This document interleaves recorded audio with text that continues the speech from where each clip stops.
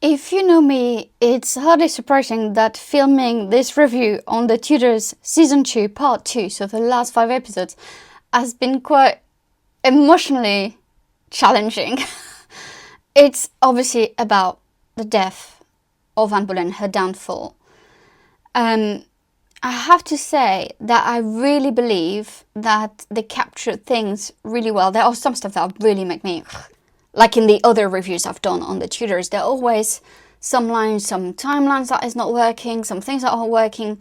And it's very hard as well when you do 5 episodes at a time to do all the plots. So I really focus here on the Reformation, and I'll give you my thoughts. And I want really to focus on the downfall of Anne Boleyn. Please also check my video. I'll put the link down below in the description box, because if you want to know the real history. But at the same time, I have to say, it was quite well done. And watching it moved me to tears quite a few times. And I'm not a big crier. I know you might think the contrary, but it's not true. I'm pretty emotional. But anyway, I'm French, so I'm allowed. So let's dive into what I think it's well done. And we're going to start here with a scene that I thought was really compelling. Let's watch it.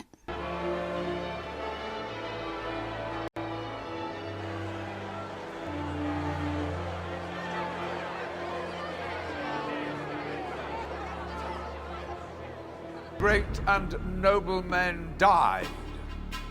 We pray for those in England who must continue to live under tyranny and in fear for their lives and for their souls. We pray the King ceases to listen to evil counsel and returns to obedience and the true faith before it is too late. So here we really have, kind of the power struggle between the Pope and Henry. What I really like is that we see that the Pope is still very much in power. The way it is filmed, you see that the Pope is very much in control. What I really like as well is that there's obviously this fight for faith. But again, it's not really faith, it's really about power, because it's what we're going to see. We're going to see that Henry is taking the money from the monasteries, so it's about the dissolution of the monasteries. And I like how it is kind of portrayed in the Tudors. I think they do capture well the power struggle, and they do capture well the power and the influence and the authority of the Pope. So I really enjoyed that scene, because I thought, it really makes you feel like you're there, you're in the audience, you're in Rome looking at the Pope. And I really enjoyed the way it was filmed. I really enjoyed the speech of the Pope. And I think here it's really well dramatized. Where they tell me they have uncovered many enormities. What enormities? They have found the monks in many places so depraved, so licentious and so corrupt, that your commissioners already despair of any perfect reformation. Here we have the scene where Cromwell is basically like, you can see that it's not that he's poisoning. I was going to use the word poisoning the ears of Henry VIII, but here by saying that they're deprived and they're corrupt, obviously he's really trying to do something. And it plays into the role. Was Henry VIII the master of the Reformation? Or was it Thomas Cromwell? I have my answer. I think that Henry VIII likes to listen to things he wants to hear. And so if you said things that he wanted to hear, he would go with you. It doesn't mean that you're in charge. It doesn't mean that he would always listen to you. And I think, again, here it's well done to see how Thomas Cromwell played a role, an important role in the Reformation. And I like the way the portrayal of Cromwell. I think it's a very, shadowy figure. We're really not sure about the type of man he is. Well, I would say he's a true servant to Henry VIII's desire. Many people abroad, and perhaps even some within this kingdom, who still question the legitimacy of our daughter. It's true. You know it's true. But there is something we can do to change everything. If Elizabeth was betrothed to King Francis's youngest son, the Duke of Angoulême, then her legitimacy and station would no longer be questioned by anyone. I agree. And have already thought about it. I will speak to the French ambassador. Will you come to my bed tonight?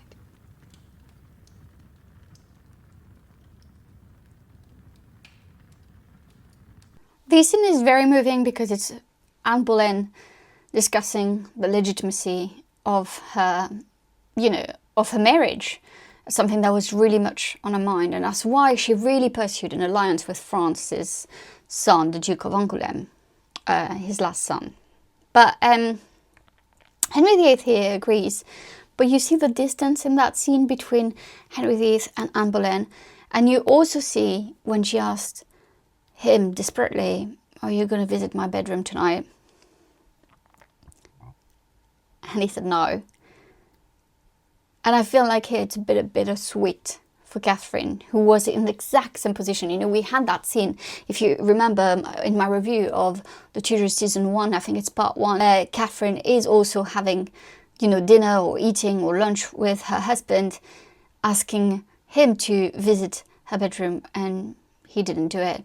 So here Anne Boleyn is now following the footsteps of Catherine, feeling the rejection, feeling that Henry VIII is someone that, can be hot and cold, and you never truly know what type of man you're going to have in front of you.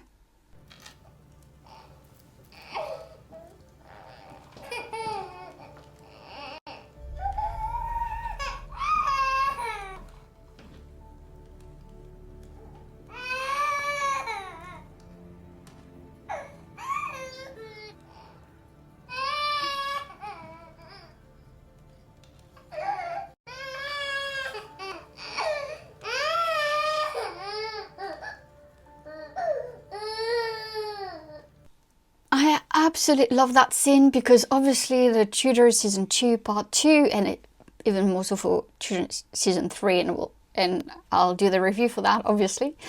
But here it's also the rise of Princess Mary, which I absolutely adore in that show. And I love here that we have here her compassion, the caring side. She goes to Elizabeth who's crying. She looks after her.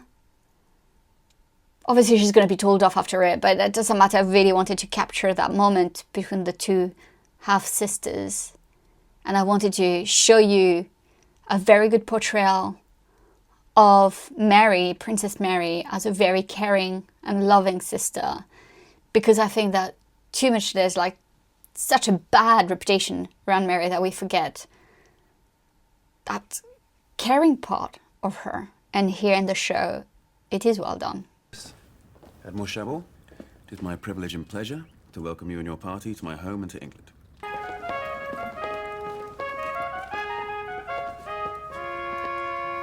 Your Grace.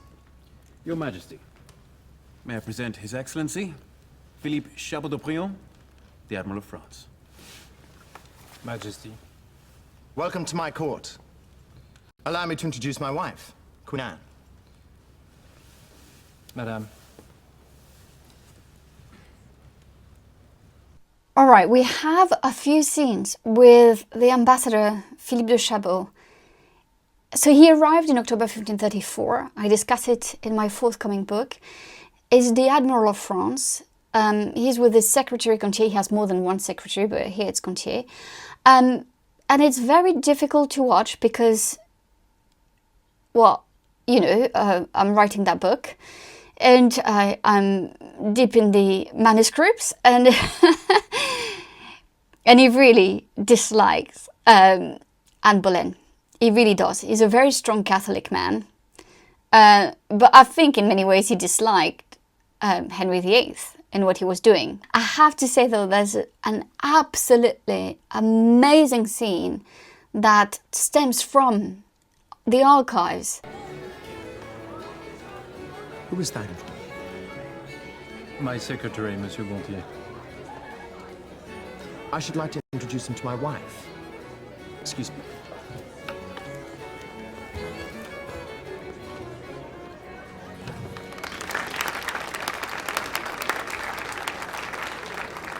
Enchanté, mademoiselle. Majesty? Your Majesty must forgive me for not being able to attend the banquet you arranged in my honor. It was most unfortunate, but His Grace, the Duke of Suffolk, and his charming wife have kept me a virtual prisoner in their castle. I was, how shall I say, imprisoned by affection. Madame, are you amusing yourself at my expense? Forgive me, monsieur. I couldn't help laughing at the king's proposition of introducing your secretary to me. For whilst he was finding him, he met that pretty lady and forgot the whole thing. But here we have the scene where it's so well done. It's so well portrayed. This scene really shows that Chabot is not an ally to Anne Boleyn, and it's really well done that it stems from real archives. So we know that the showrunners did spend some time into looking what actually happened, yet it's still filled with very basic timeline things that's a bit annoying sometimes. Now to another scene, very difficult to watch. It might be better for us to pursue an alliance with the Emperor. That would suit Catherine. It has nothing to do with Catherine. It has to do with England. And England's interests. You care for our daughter, as you should.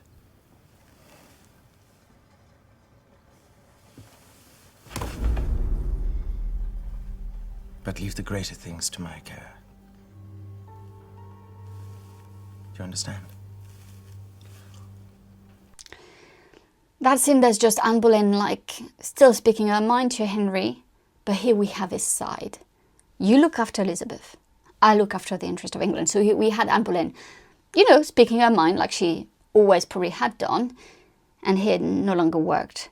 And the way he is, here we have, I think here we have his brutality, we have his narcissism, we almost have his cruelty.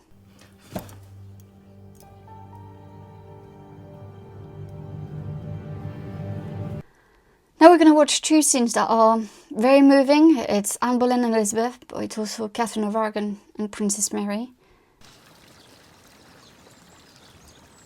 Your Majesty? Elizabeth! Oh, my own heart. Mama. Oh, hello. You may leave us now, Lady Bryant. Oh, my dear girl, my sweetheart. Why you leave? Have you missed me? Yeah.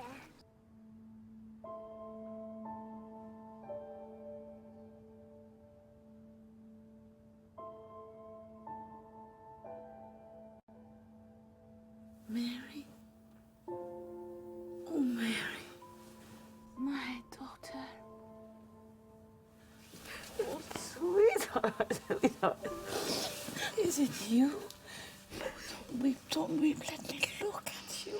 We have here these women full of love and compassion and devotion for their daughters. Again, Anne Boleyn is following the same footsteps, fighting for her daughter not to be illegitimate, fighting for her daughter not to be declared a bastard, like Catherine did. I mean, it's so interesting to see the parallels, the similarities between the two women. And those two scenes are absolutely moving. I do so promise and swear.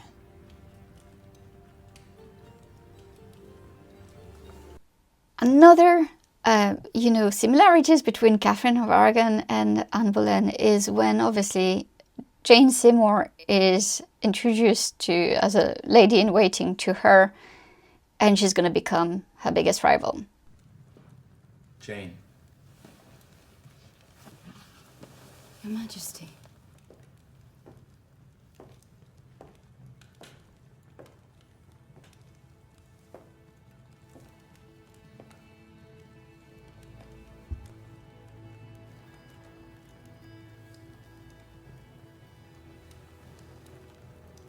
I ask you only one thing.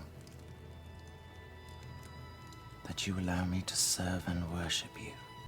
Here we have Henry doing what he does best, lying. I want to serve you, I want to worship you, everything that he probably said to so many other women, and including Anne Boleyn. But here we see I like the hesitation in Jane Seymour's eyes. As Lancelot served and worshipped Guinevere. Sweet gentle lady, will you let me so?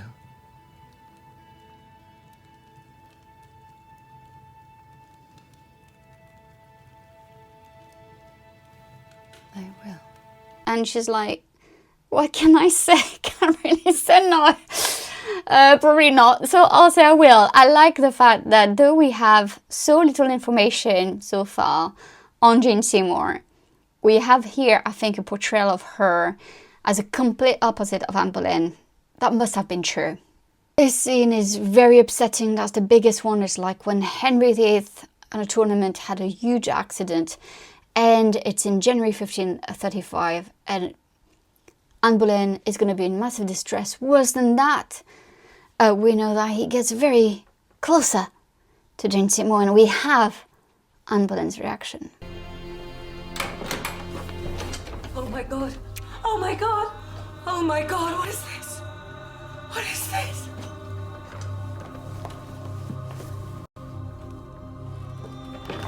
Just when my belly is doing its business, I find you wenching with Mistress Seymour. Sweetheart, Jane, you had best leave. Obviously, after this reaction, you know, there's something that happens, like Anne Boleyn has another miscarriage. And I love that scene where she confronts him. And again, I think here we have a bit of the monster that he was.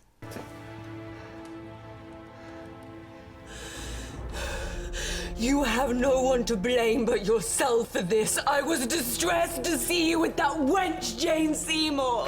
Because the love I bear you is so great. It broke my heart to see you loved others.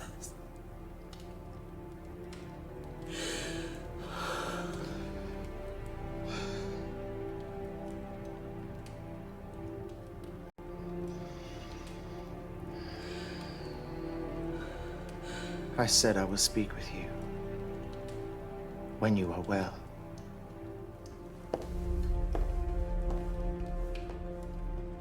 We have a few scenes that are hard to watch as well, is when Anne Boleyn threatened Cromwell. Policy, Mr. Secretary, because I am not convinced that it is the King's. Madam, You are far too high-handed, Mr. Cromwell.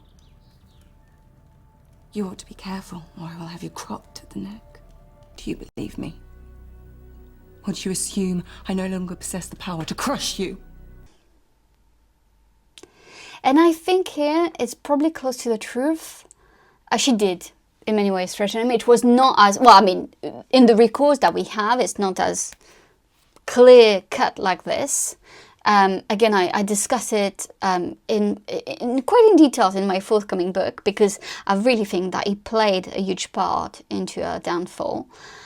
But here it's very clear, like she's really threatening him, and it's not just once, she did it twice. I think that's where she underestimated Cromwell. We have this shadowy figure, we don't really know who he is, but you know, he would not be where he was if he hadn't been ruthless himself. And that's where the whole downfall starts. And it's quite very painful to watch. We have Cromwell interviewing one of Anne Boleyn's ladies-in-waiting, confessing that Anne Boleyn has been, you know, unfaithful. It's another thing as well, is that I don't really like all these scenes where Anne Boleyn is, you know, portrayed with George being promiscuous. Everything that I've also said in Tudors season 2 part 1, where we're trying to put some seed that, you know, she's such a bit seductress and she loves, you know, playing with men. And I think that all of this plays into, or maybe she could have done it when really she was innocent. Very hard to watch as well when George Boleyn is arrested. And George Boleyn is going to be, and the other men who were accused of having a relationship, sexual relationships with Anne Boleyn, are going to be executed. I am innocent, Mr. Cromwell. I swear to you. I swear on the blood of Christ.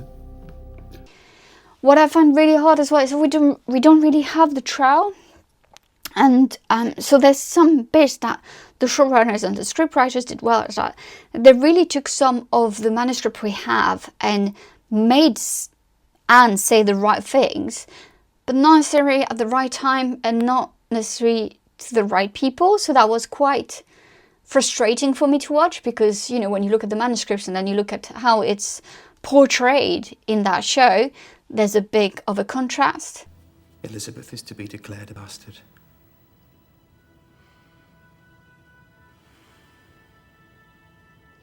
Madam, I swear to you, I will do everything within my power to protect and support her. I solemnly swear on the damnation of my soul that I have never been unfaithful to my lord and husband. As for my brother,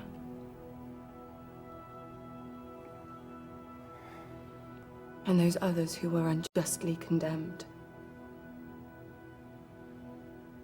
I would willingly have suffered many deaths to deliver them.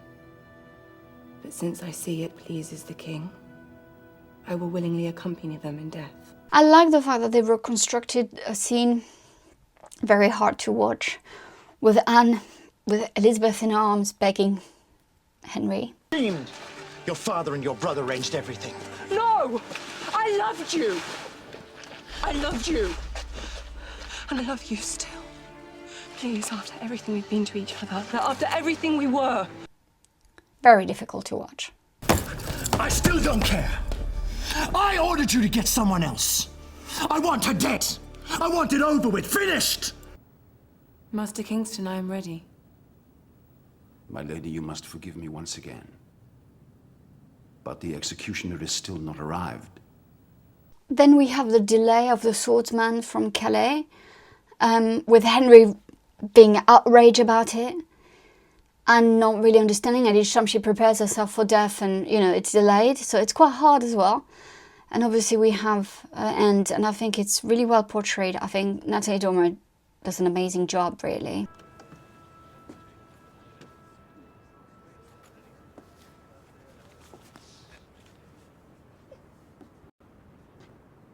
Thus I take my leave of the world, and of you.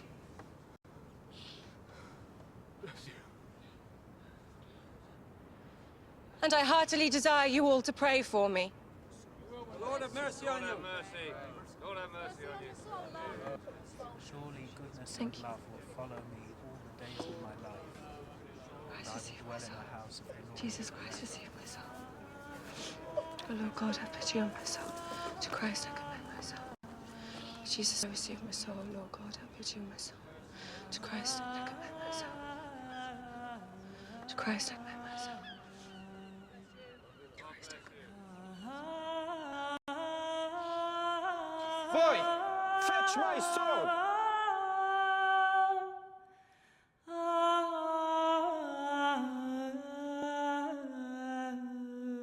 The last scene of Season 2, Episode 10 of The Tudors is remarkable.